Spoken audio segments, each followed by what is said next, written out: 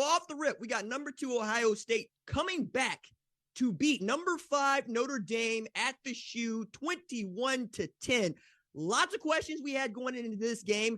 And for me, it was the Ohio State defense and how it might hold up in its first outing versus, oh my goodness, man, a really outstanding Notre Dame offense with a new quarterback. So Jim Knowles comes out there with multiple looks. What I thought was outstanding play from his defensive line. In particular, we saw Tommy Eichenberg making plays all over the field.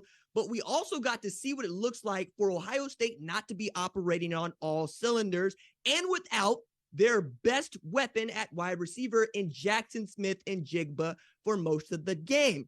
CJ Stroud looked out of sync for most of this game. Didn't feel like Travion Henderson or Mayan Williams was having an outstanding time just running the football. We saw Ohio State go into the locker room without having scored at least double-digit points. That's 10 points or more in the Ryan Day era for the first time.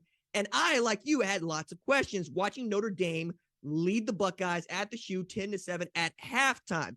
But then we got to see a little bit of CJ Stroud and that offense come alive in the second half. Going into the fourth quarter, we get to see CJ Stroud finish out what I thought was an outstanding way to end this game. Great play he made to Johnson to really give them the lead, take advantage of what I thought was a Notre Dame team that just wasn't up to the moment in that moment. Now, CJ Stroud going 24 of 34 for 223 with 2 TDs is not the kind of line that we're used to, but it does get it done. For me, again, it's Jim Knowles and the defense being able to keep a lid on Tyler Buckner and that offense, especially with Michael Mayer seeming like he was going to find his way into this game come hell or high water. I ended up with what I thought was a low-scoring game and one in which Notre Dame covered. Now, for me, questions coming out of this game, right? No matter who wins, who's still on the table for these teams? What's still on the table? What's still to play for? I think if you're Notre Dame, you can still make the college football playoff if you win all the way out because everybody understands this Ohio State team is very good. For Ohio State, you keep your undefeated record intact. You make it all the way to the Big Ten championship game. You win the Big Ten championship game. You make the college football playoff. What I thought was more interesting about this is how these two teams looked like they stacked up against the last two teams to play in the national final, and that would be Alabama and Georgia. We'll talk a little bit more about Georgia later on, but you should know Alabama thumped the defending Mountain West champ Utah State 55-0 in their season opener. Back to Ohio State and Notre Dame.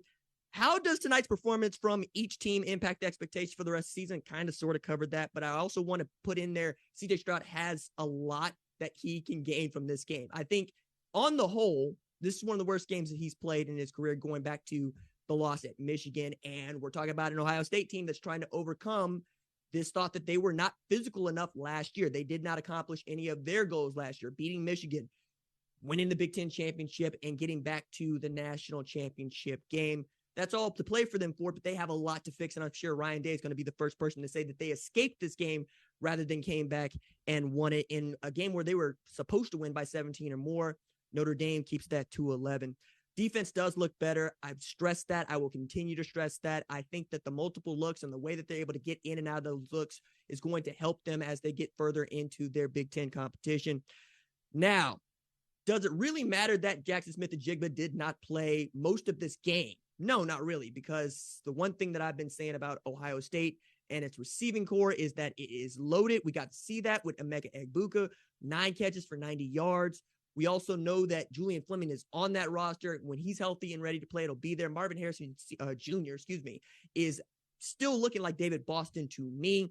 You have weapons. It's just about getting everybody in sync.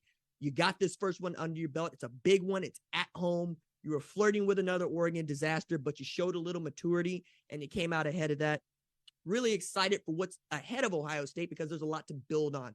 Can you close the gap between this Buckeyes team and the Georgia team that we saw earlier this Saturday afternoon is basically the question that I have. Thank you for watching the #1 college football show. Please remember to subscribe to the channel and like this video so that you don't miss any of the best college football coverage in America.